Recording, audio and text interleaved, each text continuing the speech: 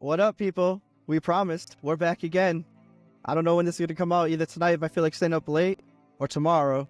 Yeah, or Thursday, whatever. We'll see what's I'll up. tell you for damn sure it ain't going on YouTube tonight. Nah, definitely not. Tomorrow Episode at the 3, earliest. Opted Out Podcast. JC, Snowman, we got my boy James on. We said we were going to have him on last week.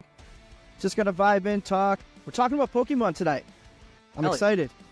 I'm excited about Pokemon. I mean, anyone who's 36 years old, and you, because Snowman's a little younger, is going to remember Pokemon and effect it had in your life when it came out. Yeah, Did I say For that, sure. James? This is James. absolutely, man. Yeah, dude. Pokemon, I think, is one of the first, like it started with one generation, and you look at the Pokemon cards, you look at Pokemon Go, you get grandparents who are walking with their kids so they can catch a Blastoise at the gym. Yeah. Or it's, You know what? Great point. I forgot about fucking Pokemon Go, man. Yeah. I forgot about that. Like, that was like, when that world shit by first came out, storm. that was like, yeah, people were Summer going wild. 2016 was That's right. insane. Yeah. I had this apartment on Elm Street that overlooked Elm Park. Yeah. You were right in the thick of it. So, you'd look Into out the thick of it. onto the balcony, you'd look out onto Elm Park, and there's grandmas and kids and WPI students, and everyone has their phone out. They're just walking, looking at their phone because they're catching Pokemon, they're picking up Right. items. Yeah. Absolutely nuts. Speaking Yeah, of no, yeah. Pokemon, Yeah, man. Who doesn't like Psyduck, man? I 3D Absolutely. printed this boy, and then I You painted did? him. Yeah. Did you get the 3D printer? Yeah. Got it a while ago. Shit. That's Yeah, you no- better yeah. make me one. I want a Charmander. And you better I got paint you. that shit. Like, Got I've you. been seriously considering getting a 3D printer. Like, the things I've seen people do are amazing. Like, Hey, you You're still do sick. the beat thing? I do. Yeah, that's Nice. I stored those upstairs because right now my living room and most of my house is essentially a warehouse recovering from these Poke boxes. Yeah, great segue. So yeah, Pokemon, you vibe with it. My favorite Pokemon's Charmander. We all watched the episodes. But my buddy James over here got like kind of a pseudo online store Pokemon card type deal going on, and it's pretty cool, man. I mean, it's all you want to talk about into the thick of it, small business type stuff, like Yeah. stuff happening, dude. This is what he's doing, and sounds like you're doing good, man. Selling out, and that's pretty cool, bro. It's absolutely bizarre because, a lot of the times you do something and you're sort of like, there's no way anybody would actually want these. That's actually Yeah. I felt about the Perlers. And then I had a few friends buy them. This all happened because when I got back into Pokemon, there was a set that was released called 151. And it was essentially like a rework of the original 151 Pokemon back in. And just to ask a question right there, when you said you got back into it, were you a player? Did you play the card game, or was you just a collector? Funny enough, I collected Pokemon, I played Yu-Gi-Oh! And I played to the point where I ended up in like some national tournaments. Oh, you played it, bro. I played it more than I played it. I was going to say, I played Yu-Gi-Oh! Too. No, not Modern quite like Yu-Gi-Oh! that. Modern Yu-Gi-Oh! Is something absolutely insane. I can't play It that doesn't game. even look the same. It's yeah, done. the only, like I'll say it, and we talked briefly in passing, like the main card game that really sucked me in, because I missed Pokemon playing it for real, and I missed Yu-Gi-Oh! But Magic the Gathering, we'll have an episode on Of that course. too. That game got me into card games. Yeah. But me and Andrew, I could tell you a lot of stories of Pokemon cards. Like, remember when Pokemon first came out? We were young when the cards, the original set. Bro, you'd buy the set with my champ, Yes. and like, you'd play, and we make up our rules, bro. We make up our rules. And be like, Everyone had No. a neighborhood version. How we You not? made up the rules. You made up the rules. How many? I had how no many say in cards it. you pick up? Like yeah, how to attach energies? How many energies you could? yeah, I don't think I ever even played with energy, bro. We're talking just like backyard city boy No. rules. You got a Charizard and you wanted to use it. You were like, I'm not even evolving this bitch. I'm just putting him down. Played it. I'm like, boom. That time, but no, that's cool, man. So you were playing it. You were like going and doing Oh, with comps and Yu-Gi-Oh! stuff. Yeah. Oh, Pokemon sorry, I Yu-Gi-Oh! just collected.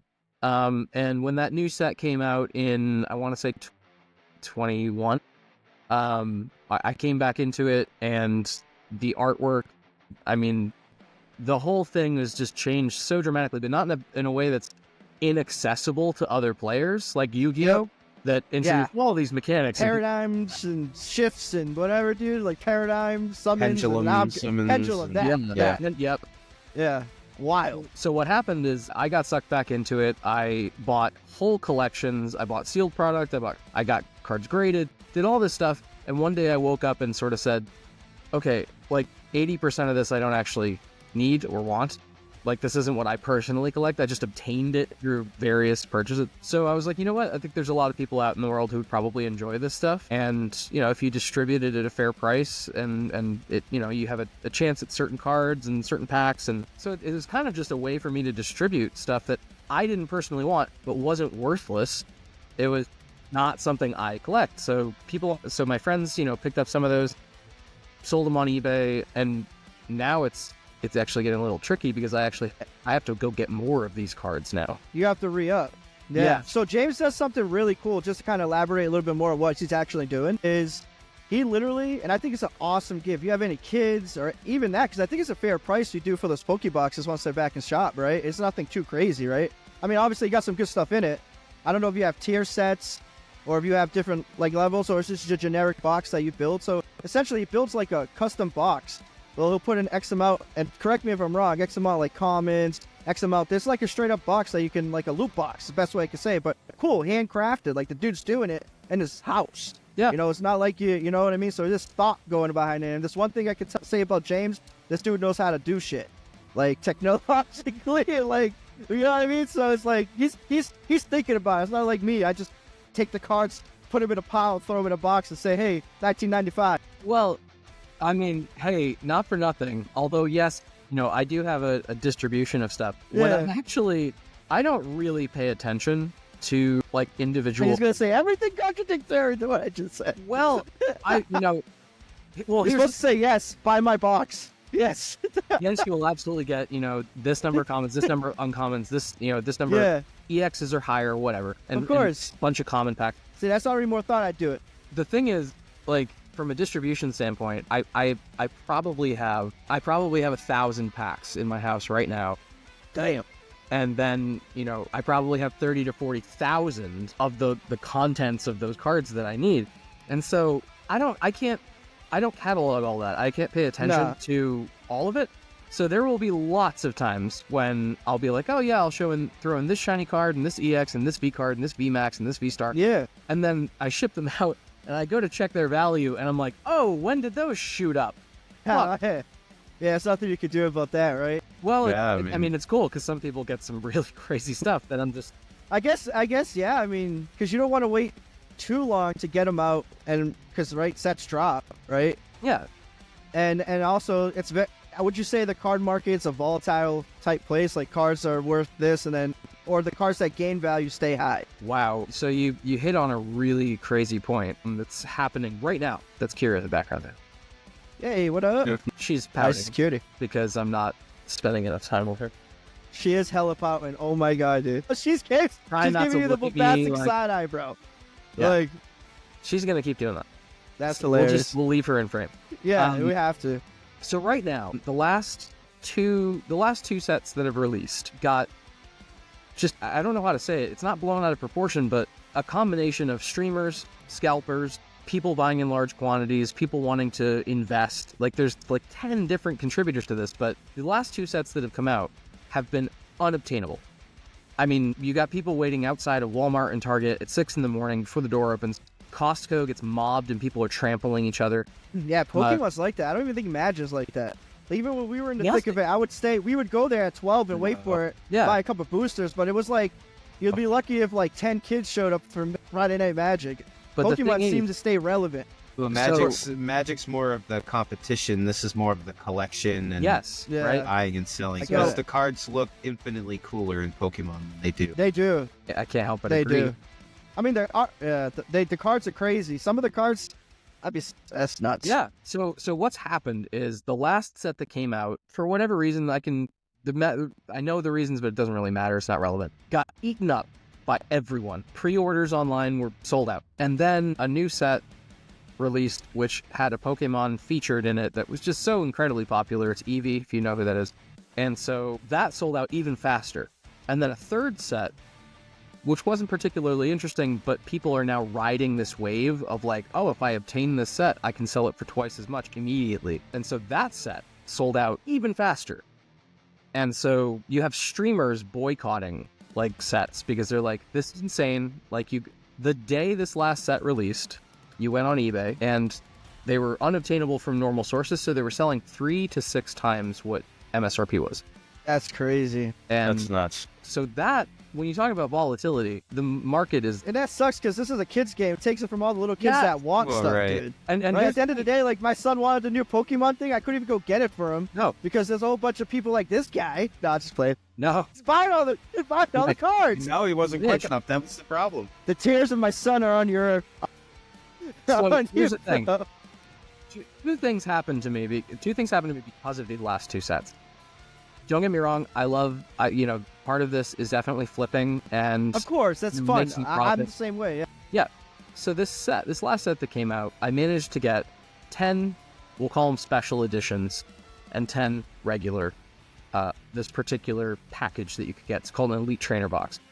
And so I managed to get 10 of one, which is a very limited quantity, and so I bought them for $60 a piece, and they're going online for $400. Dude. And so this dude messages me and says, hey, Dude. I'm trying to put together a collection for my kid when he turns 18 to keep or open. Would you be willing to sell me one of these? And I was like, dude, as much as I want this money, that like I can't be a part of that kind of problem. Because there's, Timmy down the street he's gonna shovel, he's gonna driveways, he's gonna mow lawns, he's gonna clean windows to raise $300 fucking dollars, and then get this one set for it. Like, that's absurd. So I'm gonna make small profits off of these, but I'm not gonna make more than twice of what I paid, because that's just absolutely insane. Oh, I hear you, Ben, but I mean, capitalism, right? So don't feel too bad about it. I don't feel too, but Hey, shit. Like, You're putting a lot of work in to get the sets because That's they're true. so ridiculous. And to be honest, it's never the consumer's fault. It's the manufacturer. yeah, Right? They fun. know that if Right. they know what's happening, they can devalue it by putting more cars, but that would kill the economy. So there's a lot of like other factors. Or you know what? The rich kids are getting. yeah, Well, right. you see the You know same what I thing mean? with like limited edition video game stuff. Like most recently, the 30th anniversary PlayStation stuff. Oh, yeah. The PlayStations, even the Yeah. controllers. You know, the $60 controller sold out immediately, and now you see them online that's for us buying them, $300, you know? $400. Yeah. Well, yeah, yeah, well, there's a lot of but you're true. That's what everything, man. there's a You're lot saying of right. bots too. There's- You know, There, yeah. Pokemon cards. I mean, Magic. You want to spend money. Magic is money, right? Yeah. Like just to build a good deck, $1,000, $1,500 bucks. Yep. You know, but no, it's cool. And then you have a collection as well too. On top of doing the Pokeboxes, which to Yeah. get back on that real quick, great idea for someone who's like got a kid, got a family member, someone who's into Pokemon. Doing those boxes, it's like he's doing all the work for you. You wrap it. I should have bought some from you, bro. Like next Christmas, you're gonna put 3 aside for me. All right, we'll You do. know what I mean? But no, it's a very good idea, and I'm glad that it seems to be working. You know what I mean? Yeah, That's what's up. It's neat. I had a lot of messages on eBay from people who were buying them for their boyfriend, their girlfriend, their kid, themselves. And we're gonna link all that here, your store, whatever you have, and we can link it in our description and stuff like that. And do the little subscribe thing too. Yeah. And let us know if you like James. Smash Thanks. the like There's gonna be button. a poll on Yeah. Spotify's. Turn on there notifications. you go. Thank you, bro. Appreciate it. Yeah, Appreciate but that. you have a good collection yourself, right? You collect them. Like you actively. Okay. Yeah. Well, I think that's good. Yeah, I think that's a good thing because like it's not like you make it look up looking at it, but it sounds like you're just updating your collection with as sets go. Right. Yeah. Right. Because you're still collecting them, but you see a card and you're like, and you can see, I can sell it for this. Oh, and I might want to get this card updated because there's gonna be another card that's gonna replace it. I think, right? Yeah. Like Well, if it's really- there was a card missing in that box right there behind you, Yep. I'm sure there would be another one put back in. That's all I'm saying. Yeah, for sure. All right.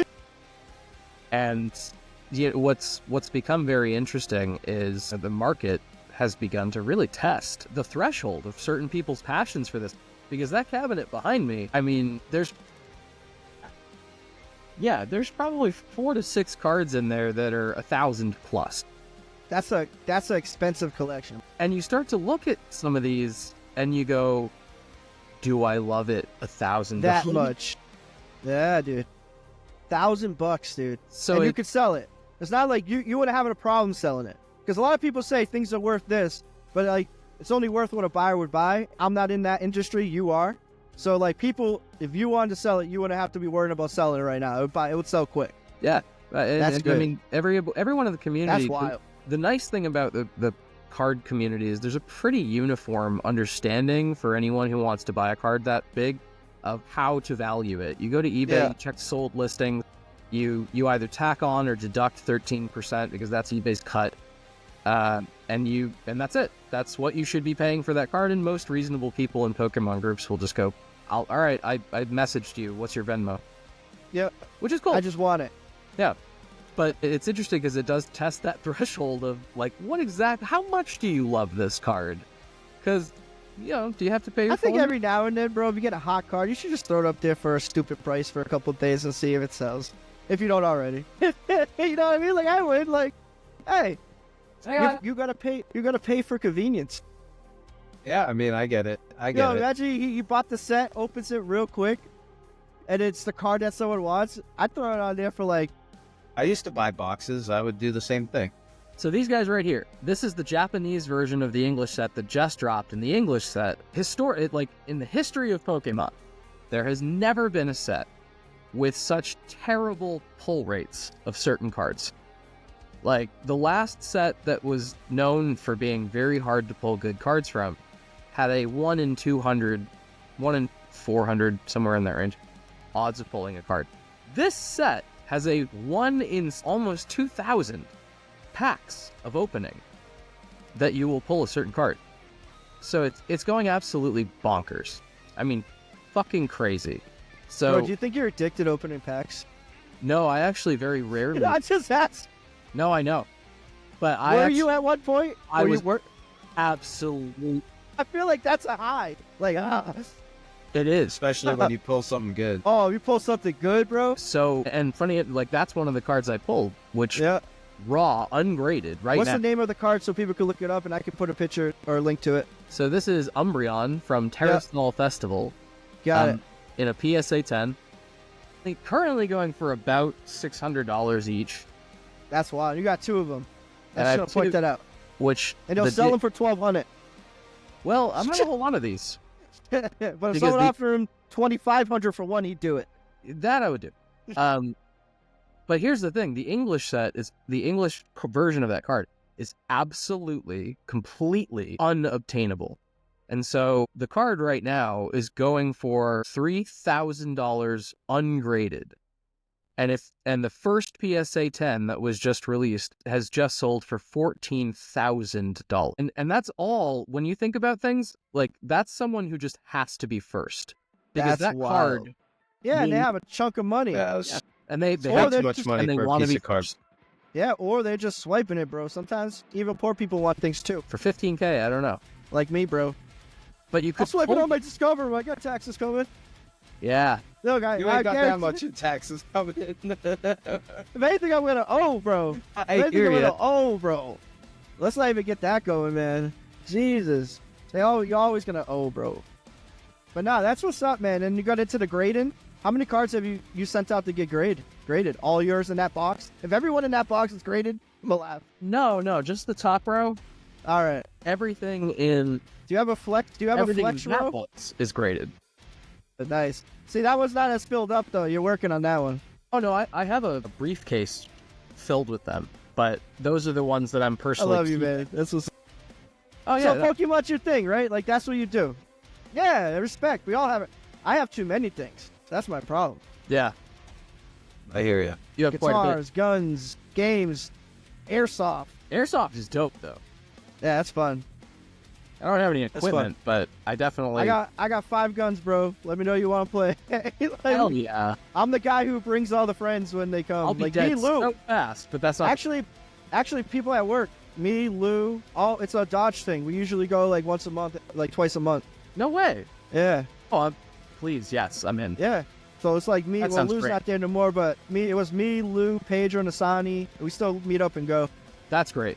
Yeah, it's fun. I love that. I made him go once. He didn't like it. Much. I mean, It's too much. Not only do I love first-person shooters, like Team That's Fortress, what it is, dude. Quake 3, like that was my shit. Like They're running around close quarters with the rifles, Yeah. and I got like you gotta That have nice much is Pokemon. fine, but I can't do the cosplay. That's the part that got me. I'm cosplayed out, bro. I'm at Airsoft range. I'm not at the Comic-Con. I don't need people. Oh, There's whoa, people what's cosplaying as like the Taliban. You got people with like real ass grenades. Yeah, It's dude, stupid. Grenades. It's too He doesn't much. like- Yeah, I love it's it. too much. Lou has the exact replica outfit, but it's all real tactical gear of Ghost from Call of Duty. But it's real tactical gear. It's not like a cosplay. Like you have the. We all spent money. whoa, I'm all black. I'm the shark. We all have our patches. Like yo, we're playing, bro. I will just be wearing black gym pants. We got. Yeah, that's what I Tactical. wore. I'll have a tactical turtleneck, a tactile neck. Hey, it's whatever your style is, dude. Our style is, I got I forget the scarf thing from like the Afghan or whatever. Yeah, we got one of those. Like, it's fun. We move as a unit. Lou's arms on my shoulder. It's like, I'm ready for China if they attack. Ready. Oh my!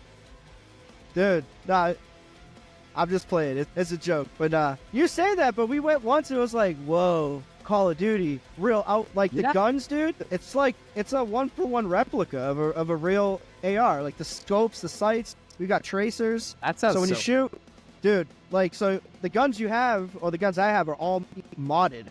So like when someone uses a gun, they're like, whoa, you know what I mean? Yeah, no, it's interesting. It's interesting. That sounds fun. Yeah, No, it's that fun, really but, does sound like a lot of fun. I've always Well, wanted. you have to come if you haven't did it, let's do it. Plus the workout, you're running, Yeah. adrenaline. No, it's fun. What is around? I mean, what does that cost to go for a day? $50. Oh, that's If dope. you want to do a rental, if you don't do a rental, which I have plenty of guns, it's probably $35. That's awesome. And it's good. Like I take my son. It's a good thing to do with your kids. It's not like crazy round of golf. military. Yeah, it's funner than that. I like it better than Topgolf. It's fun. They have beers and stuff there. But it's in Providence. It's not bad. It's actually close to you. Well, you're in Connecticut. I don't know how Yeah, far. Providence Yeah. is about 40 minutes from here. Yeah. So Yeah, that's not bad. Same thing for me. Actually, like an hour and a half because I'm in beautiful G Vegas. But no, back to the Pokemon thing. That's what's up. That's your thing. Yeah, there's definitely times when you go like, I'm a 35-year-old man surrounded by Pokemon, but at the same time, like you have to have a hobby, like you have to have something. You that- have to, bro. Like World my of Warcraft. what? What'd you say? We play World of I Warcraft. have dude. a World of Warcraft banner. Yeah. I got one that's off screen you can't see. I have a to my right. I have a CRT TV with 6 or 7, 8 different retro consoles over there. It's awesome. Like that's Trust me, yeah, we're, exactly. we're all into Yep. things. Maybe we're too old for. Or, Yeah, but everyone is, bro. That was our right, era. that's Like what I mean. the kids nowadays, like my son, he don't know what, or like kids at all. Like unless you show them, they don't know what playing a Sega Genesis is like, or loading a cart into a Nintendo Bought a or Super Sega Genesis Nintendo today. or Dreamcast. Like, yeah, you Yeah. know what I mean? Or playing those kind of games. They just know like they got the nice stuff, right? Yeah. They just, yeah, Super sir. Mario World. Yep. You know, One of these controllers, nobody Yeah, knows what this is. Absolutely. but That's no, awesome. it's a thing, man. It's something that's cool, and you're gonna spend your money somehow. Everyone has their thing. I don't care who you are. If you're working and you're semi-successful and you're fortunate enough to have a little bit extra money, thank whoever. And it's good to be able to have a hobby, right? Yeah, for sure. It's good. It's Absolutely. good to outlet, right? That's what you do. I mean, it's keeping us out of trouble. Like a podcast, good music, Pokemon cards, Magic, games, Skyrim. Let's go. I wouldn't even call it Skyrim now with all those mods. All those yeah. mods. You're it's- not even oh, playing dude. Skyrim anymore. You're playing Nah, you're playing a Gary's completely mod. different game. All these mods, dude. But yeah, nah, Pokemon's cool. Another thing that this guy does, just kind of segue to, is we actually work together, co-workers. Believe it or not, shocking. And he's our pretty much like trainer, hiring manager, stuff like that. And I was talking to him in the last episode about just interviews, and he's the one who makes me have to do the interviews because I'm usually the only one on my side who will want to do it. And I'm just like, come on, guys, let's do this. And we're just joking on it, like people like, dude, I'm not gonna say anything, but we just get some disheveled people, bro. It's funny. Like I laugh, dude. I laugh. You know, I had some sympathy for people in the first few years. No, wait, Yeah. actually, that's not even true. I had sympathy in like the last, like COVID. I don't know, because I began to realize that we're the generation who's actually supposed to teach that generation that they're supposed to dress up. So, I mean, I remember my first interview at the other dealership that I actually tried to interview at. It was a Ford, like Ron Bouchard or something. I forget. But this old dude pulled me aside, and he was like, 60, 70 years old. And he said, son, I don't want to insult you, but you really have to dress better if you're going to come in here. Yeah, I was, 22 years old. I was full of piss and vinegar. And I was just like, I didn't tell him, but I was like, fuck you, guy. And I was like, all right, I'll go somewhere else. But I actually dressed nicer at the next place I went. Because it's so hard to say that to someone, bro. Like, you know what I mean? Like, it's so hard to say that to someone unless they're truly, like, listening. Like, hey, you gotta dress better, bro. Yeah. You know what I mean? Like, hey, come on. You know? It should seem almost logical, though. You're giving someone their first impression, so I don't even give people that excuse, bro. I'm brutal when it comes to it. I feel like it's common sense, bro. Here's what I do. I will forgive everyone once. So there have been a couple times when I've literally said to that person, listen, I want you to have your best shot at getting this job. So I'm going to reschedule you. What's another day that you can come in? And when you come in, I want you to wear your Sunday best. I want you to wear, an appropriate level for it. This is a, $7 million building you're sitting in. And then I see what they do. 70% of them don't even show up again. 30% of them come back in, and they're, they've got a button down or something. But that's the sympathy I'll give, is to say somebody had to teach me, and I have to teach somebody. Otherwise, they're just gonna keep wandering into places looking like nonsense. I mean, I guess it does make it a little easier, because the one thing I've always liked about our store is how we have the uniforms. So, like, it kind of keeps people in line where you're, you know what I mean? You kind of have to, you're going to be semi-presentable, be it that you wash your clothes. Yeah, right. Right. You know what I mean? Worse is like when I left. Yeah. It's crazy we have to say this, but listen, it is what it is. Versus like when I left, like I had to wear a suit every day. So when I was interviewing someone, in my perspective, because we have to wear suit, tie, whatever every day, they come in like, I ain't even playing. If you don't have the clothes, you ain't gonna buy the money. You ain't gonna invest the money to get the clothes, and this like. I can't. That's a good point. Yeah, you know what I mean? You just got to buy the pants and the sneakers. Essentially, because you get in the shirts, you can wear shorts. I mean, it's a very lax uniform. Yeah. I mean, half the reason I even wanted to become a team leader is because of the black shirt. Like, I could not. That was it, James. Yeah. I worked my ass off to become team leader only to have a black shirt. Not because I wanted the job, it's just I hated the blue shirts. Yeah, but that's another cool thing that I always thought about the store we work at. They separate people in a sense of your shirt color, but then when they attain those hierarchies within the shirt colors within the sales, it's like, I see that, because now you got these people walking around with another shirt color. It is so rudimentary, but it's funny how everyone loves it. Like, I want the blue shirt. I want the green shirt. And you gotta sell like an ungodly amount of cars. We work in a dealership. I said that the last episode, but I'll say it. I remind our viewers, and it's just wild to me how that psychology works. So we're very visual learners, and I think if working in the car industry, it should be pretty clear that everybody has a message that they want to send to the world. If you buy a Toyota, respectfully, you don't really have a message. You just want to go about your life and have a reliable vehicle. You buy a Jeep, you're definitely sending a message to the world, for sure. Like the wrong Wrangler, message. Say again? The wrong message. Well, easy. Whatever the message is, if I ask you... he's not wrong. It's whatever the message... It's still a message. Because if I ask you to close your eyes and imagine a Wrangler commercial, it's going to start like this. Right? That's all like Home Depot, bro. Right. Well, yeah. And what's the message Home Depot wants to sell you? You can do anything. Hell yeah, dude.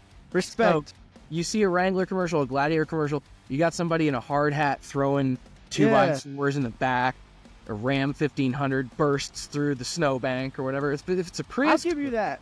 Yeah. Because if I close my eyes and think of a Ram or Jeep commercial, they ain't driving for the most part on the road. There's no... Like, they're either they're like going through the tundra, or they're doing working stuff, like, you know what I mean? Like working man. It's funny that they still advertise that way, but yeah, I feel that they have tried to be way more too luxurious, kind of turned their back on the blue collar people. But Like, here's the thing: it's That's funny. the problem. is it doesn't matter what's in the truck. It doesn't matter how much the truck costs. It matters that the person wants people to think something about them. I pull up in a Ram 2500. You've got opinions about me. It depends if it's a Cummins. It got to be a Cummins. Anybody who looks put together, like who looks like they work in an office that's driving a 2500 has nothing good to say. No, So I don't. No. Look, I will not confirm or deny that. I'm Because- just saying. Because at the end of the day, I don't think I've ever seen a Blue Lives Matter or Trump 2024 sticker stuck to the back of a Prius. So there's an image, right? There's a perception, there's an image, there's an audience for everything they're trying to sell you. That's a very good point. Or if it is, it's like 1%. Yeah, obviously. There's outliers everywhere, but yeah, dude. Because I think about it. The point I remains. live in a very urban area, or whatever you say. I live in the sticks, and like out here, bro, you see that all, and it's always on an old American product, whether it be Ford, Chevy, or Dodge. You know what I mean? Yeah. Perfect point. So That's gonna be a snippet. yeah, oh, yeah. So I mean, there's an image that Yeah. every brand is trying to sell you, and Jeep has an image to sell for a perception of a way of life, or a Well, way. you think of Jeep, you think rugged. Well, that's what I was just gonna say. Ow. Yeah, you're thinking more of like a rugged. That's Here's the really craziest part about that is that Jeep as a manufacturer classifies about 70% of its customers as dreamers, people who want to imagine, who want a vehicle that could do the things they But imagine. they're gonna go to work and get groceries. Yeah, your Wrangler is They going, might do it once. You Yeah, know, not like even. you I might gotta- do it once. Bro, right? You meet the right Yeah, but you person and might. they go, "Come on, let's Bro. go get stuck," and you're like, "I do Right. have a Wrangler." I didn't even. That was good, bro. I drove a Wrangler for the last year. I didn't even take the doors or the top off. That's why Yeah. I traded and got a Ram. Like, dude, like I just didn't even. Yeah, but you thought about how many times did you talk about taking the top I was off? dreaming. Taking I the was dream dreaming, doors off. bro. That's what he's saying. Bro, That's you what he's psychic, saying. bro. See, this is why I brought you on, That's bro. what he's saying. You're amazing, Dude, dude. it's to work in marketing, not in He hiring. is in marketing. Oh, I mean, all he's right. in everything. Actually, yeah. Yeah. So yeah, so I actually forget how we arrived at this point, but the image Yeah, is I went on the Welcome to tangent the of pod. Jeep. Yeah. I went on the tangent that Jeep is like lost his identity in the sense of it's not really, they're expensive. But everything is. yeah, right. That's But right. Toyota is not that bad though. Brand new car for 23 grand, man. That's what Jeep needs. That's wild. To me that's wild because That when I'm has even selling safety a items. Not to Yeah, hype but- up the competition, holy shit. but like when you were talking which I'm kind of glad that I'm going to the training because I would have never gone on otherwise. So the fact that I have to go is good. You do a good job. I just Thank- hate being there. yeah, And Yeah. I don't know. I that's don't fair. know what it is, dude. Like I'm just like, I they give made me you take a any- quiz. I'm like, dude, I gotta take a quiz. I'm trying to get in the mood for people. Like, what do we do? But nah, I like it. I generally do. It's funny. But I'm just like, I'm not a morning person. It takes me a little while to get the That's fair. You get the, the juices wheels are moving. Yeah, but not $23,000 brand new car with Toyota safety, bro. The Toyota Sense or whatever it is. That's wild. What model Jeep is ever going to be 23 grand besides the Renegade? And you really want Not those on even. the road They again? got rid of that. They don't even make them. Renegade's Yeah, gone. that's what I And mean. it- One yeah. that You don't Nah, want it's them back, though. Yeah, the what is it? The Renegade, the Cherokee, the Renegade and Cherokee are They're done. gone. So you Yeah. got a Compass, but a cheap Compass, which is not bad, like a sport Compass. It doesn't have any rebates, but it's 28 grand for a four-wheel drive car. So it's like they helped, but Yeah. but they had to come down because they went so high, So high. Yeah. so high. For any people who want to know if a dealership, if a manufacturer is giving massive rebates, some inside intel, it's because they overpriced their car. As people Yeah, who no sell kidding. them, as people who sell them, they did, and I'm glad to see the company going in the right direction. Because right now, the Hornet, I don't know why people sleep on that car. I just leased one. No money, $500 down. True, $500 down. Nothing else. Traded in the car, and actually I was negative 100. Wow. I got. You Hey. could put Kevin together for $100. Listen, man. When it's your own deal, bro, you just go what they No. say. You just go what they say, bro. That's great. Next thing you know, I'm in the office in the Monday meeting, like, you gave yourself. What'd you pay like, for the title Yeah. fee? Yeah, no, that's just whatever, right? To get rid of the Yeah. car? Exactly. You gave them $100 to get rid of your Well, car? They discounted the car a lot because the Hornet is not a car that's a fast mover. But I'm saying for people out there, that's a $52,000 loaded RT Hornet with every option underneath the sun. And it's a $300 a month lease payment. Crazy. With That's no money nothing down. right now. That's pretty solid. I mean, and the reason I think it's to the consumer's benefit that a brand that has never focused on efficiency, never focused on carbon emissions, never focused on gas, fuel mileage, now has to. And so they make a vehicle that's perfectly good, that is actually really cool and full of features. And they go, our audience will never touch this vehicle. And they're forced to discount it, which is to the benefit of anybody outside of the Jeep Dodge Chrysler crowd. Well, I mean, He's going, I want a hybrid with performance. Yeah. yeah. But you hit a good point too. Like, all right, we talked about Jeep. Jeep, you think of off-road adventure, but if I say the name Dodge for the last 5 years, you're gonna think of muscle. Yes. You're gonna think of the Hornet. You know what I mean? So like the Hornet was launched as a sporty car, but I just drove an RT, the fastest one you can get, 280 horsepower, like I got the fastest one you can get, and it's like, okay, Yeah. It's not like, you know what I mean? It's not a Hellcat or 392 Charger Challenger. No, not right? at all. So like Dodge, you think of muscle, Yeah. you know, and that's I think the big reason why they missed that customer. So right now, I think we're in this gap year where Dodge, let's see, Dodge and Jeep are now. Keep in mind, Chrysler, Jeep, Dodge, Ram, they're all owned by Stellantis, but each individual manufacturer is being held to these crazy nuts EPA standards. Which, so, you know, you may have, half of the Chrysler line is a hybrid. Cool. You may have the Ram e-Torque, you may have the remaining Wrangler 4xEs that are bringing down that fuel economy problem, but Dodge is fucked. So Dodge had to pull, you know, a couple of their muscle cars that were getting 9 miles to the gallon, and they're like, we have to put a hybrid engine in this, we just have to. So I think we're in this middle period for Dodge. I'm not saying they're gonna recover and be glorious and whatever. I don't think so, bro.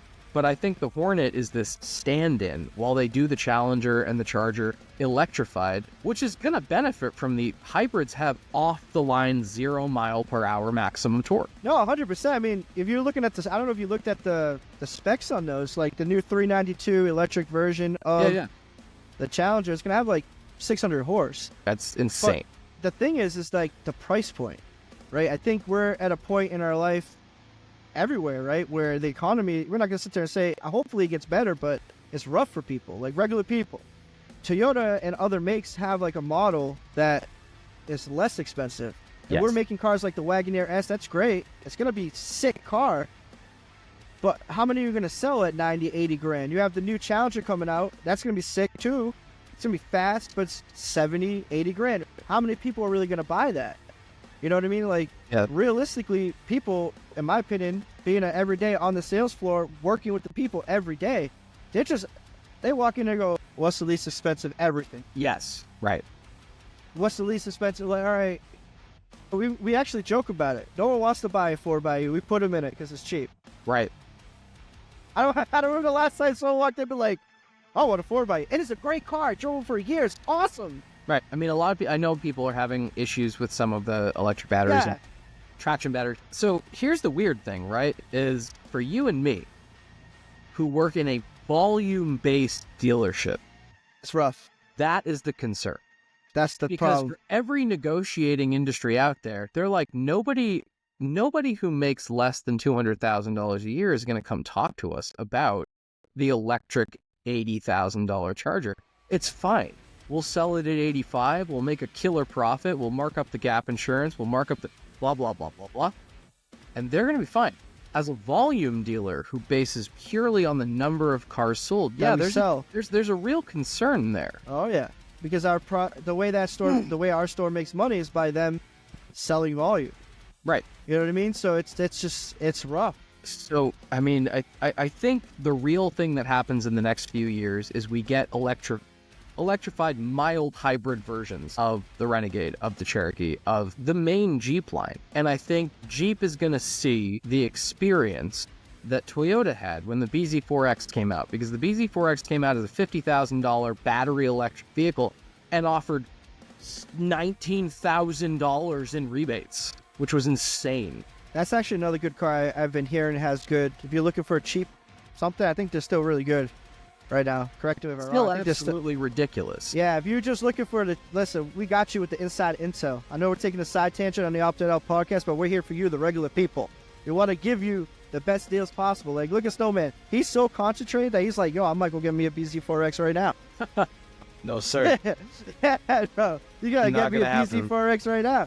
And they look like spaceships. They look like something crazy, like something new. You just gotta have good credit. Just do that. Just do that Honestly, for me. it's not Got even, you. You really don't even need that. I've never burnt Toyota Financial before. That is true. Good there. Tier 2, Tier 3, right? Tier 2, Tier 3, you're still looking at, probably a mid 400 to low 500 payment. The average payment for a car right now in the United States $700. is $678. Yeah, it's about $700. $700. I mean, as upset as I was for my RAV4 finance to go into the 600s, BZ4X is absolutely insane. It's purely because... You don't want to know what I pay, bro. I don't want to know what you pay. Nah. I'm a payer, bro. No, you don't. You're a dreamer and you're a payer. I'm a payer. I work for Why things. you had it cheap? Yo, that's bad funny. I'm like, yo, I'm going to take the doors off. I'm going to do it. Nope. I think that's 90% of our clientele. Every time I ask them, I'm like, hey, is that a parking lot princess or you doing stuff with it? And they're like, no. I'm like, why are you buying a Rubicon then? It's cool, man. In respect, cool. It is cool.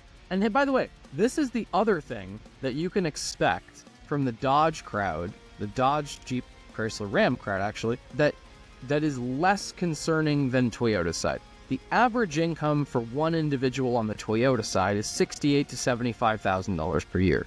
On the Jeep side, the individual one-person income is about $150,000 per year. So you get a household, and you're looking at between $275,000 and $300,000 per year. So yes, you see those price increases, and they feel it, but they are still people who, as moms, can afford it. True, 100%. But I feel like that statistic could be skewed a little by Ram customers because Rams are a whole different clientele. Like, you got people who make $200,000 or $500,000. I mean, I've had customers that make over $2 million, $3 million, come and buying a decked out. So hang on. You know what I mean? I have to tell this side story because, yes, this is an absolute, given for the type of person who buys a Jeep. So we had a customer come in and work with one of our salespeople, and the salesperson knows both sides. So goes and shows him a Grand Highlander, and he is deeply insulted. How could you show me a vehicle like this? I need you to show me your best vehicle. And so he shows him I think this was before the Grand Wagoneer was actually, so we had the Wagoneer Series 3. Which is a nice car. That Series 3, good options. It's like a Suburban. For people who don't know cars, it's a big Escalade type Suburban, that kind of character, big SUV. Jeep's biggest car. It's a little smaller than an Escalade, which is good because if you don't want to project to the world that you're a drug dealer, this sends that message. I mean, Escalades are huge. So are Suburbans. But it's that class of car. It's in that class of car. Big ass SUV. It's big. It's bigger than a third row. It's an extension of the third row vehicle. So anyway, so this customer sees a Wagoneer Series 3, and that's what he ends up buying. And it turns out that this particular person, this is the story we figured out from this person. So they own all the gas stations in a certain area. So this guy lives out in the boonies somewhere in Massachusetts, and he finds out that DoorDash will not deliver Dunkin' Donuts to his house because it's too far away. So what does the average person do?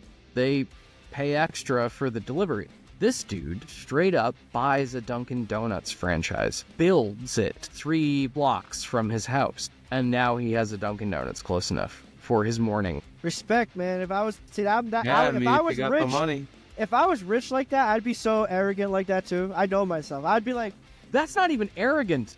I want chicken nuggets. There's I no want chicken chicken nuggets here. I will now McDonald's. be the GM of a. I now own McDonald's. McDonald's. I ain't gonna be no GM. I'm gonna pay my cousin. Send me to McCollege. I'll pay you I'll send you to college and pay you $300,000. Like you're gonna run my McDonald's for $300,000 a year. Obviously you'd be grossly overpaid, but fuck it. At least you're doing something for the money. You know what I mean? Right? Like, listen, I gotta cut. If you got rich and said, hey, I'm gonna pay you $300,000, but you're gonna pick up my dog's shit. I do it. Like, So I'm like, I mean, thank you. That is on average. Sure. That's your Jeep company, right? So although prices are increasing, and by the way, this is not to say anything against. I don't know how I would be saying anything against Jeep customers, complimenting them on the amount of money that they make. No. I just think it's definitely. They can handle price increase a lot better than Toyota customers can. I guess I look at it differently now, being back at our store. Right.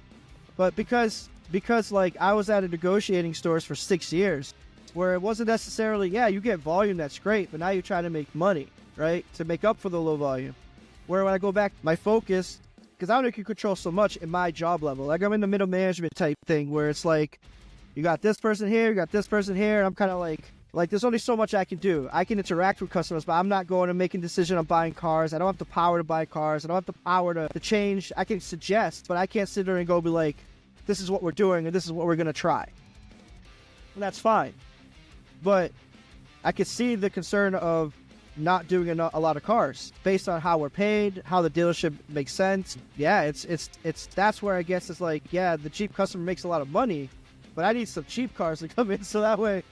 But that's why Toyota, they start off and what's a Grand Highlander or the 4Runner or the big boy cars, the Land Cruiser? What's a fully stuffed one? I mean, the funny thing they're is, like $80,000. Grand Highlander, I mean, it's definitely come up in price, but I think the least expensive one that I had put together was about $500 more than a Highlander. And part of that is Toyota obviously subsidizing the price of it because they've reduced production of the Highlander to about 20% of what it normally was. And the Grand Highlander is taking its place because that segment is beginning to grow. You know, it's almost this force like, hey, this is what is in the market now. If you want a Highlander, just get a Grand Highlander. But price-wise, it's like $47. That's wild, dude. So much cheaper. That's insane that we're even saying that. Yeah. Like, it's so much cheaper that it's $47,000. Oh my god, dude! Remember, like when I first started in 2014, man. You get a new Patriot Compass for like 17 for a base 15, one, 23 for a nice one. Like it was crazy. God, dude, it's so wild to watch the price increases. Which is a bummer, you know, and obviously labor. But some of the manufacturers, like I see, like the Hondas, the Kias. Yeah, granted they do have their own issues within themselves, but every brand does. Yeah, exactly. Like their pricing is very, they're aggressive. It's aggressive, but they hit their bets against like leasing residuals, which are inaccurate. Oh yeah, dude. So they can only do this for 2 or 3 years. Like ask Stellantis about the 4xe lease residuals. Yeah, exactly. So like the Kia Optima for like 3 years, in 2017 to 2020, the leasing was nuts because their residual value, they didn't guess. They knew that they were valuing the residual value way higher than they should. But it was the only way they could manage to lower payments. So Kia had this advantage for a few years because people don't keep their cars that long anyway. Yeah, and they were trying to also get their image out too. They changed their logo and stuff like that. Yes. When James talks about residual values, he's just saying what the bank is saying, what the car is going to be worth at the end of the lease. Term right. that they choose to go. Not to get so technical, but we're car guys, so we can get lost in this. And again, we're still finding ourselves in our podcast, right, Snowman? Right, Snowman? Something like that. Yeah, something like that. But it's it's crazy how fast time goes. It's the longest episode we've done. We're almost an hour in. Yeah. Right? Just talking, it goes. Time flies and that's when what you're having fun. And that's what I would suggest to people. Like, we made this podcast to have people on and just be able to talk to, and it's like fun. As someone who's came on a podcast and you talked, I feel better. I feel like, yeah, you get to conversate with people, and definitely want to set it up to have people at the house or at the spot or the studio. It depends on what it is that night, right? But no, it does. It's cool to have this outlet, and I hope people vibe with us. Again, we'll say it, like and subscribe. And I know we got kind of technical. We went all over the place between Pokemon and then the car business, but hey, we're just along for the ride, man. That's why we opted out. We opted out, Yeah. Come There in, you leave go. a comment. Come in, leave a comment. We're gonna link James all his stuff as far as The what he website does. and all that down below. We'll link that in the description. James, post it wherever you want. Have people listen to it. Have your friends like our page, dude. Like, help us out and leave comments too. We're trying to get better at all times. We're trying to bring you content, but I think it's growing, just like with anything, right? You start trying to make it better. We're trying to make it better with every episode. So we're gonna leave it here. You're more than welcome to chill and talk some more. Just off camera, we can record another episode. I don't care. But we're going to end it here. I got a lot of editing to do. 54 minutes in. Oh, God. I'm going to fix a transcript all night. Good luck. Yeah, you're off work tomorrow. You can deal with it.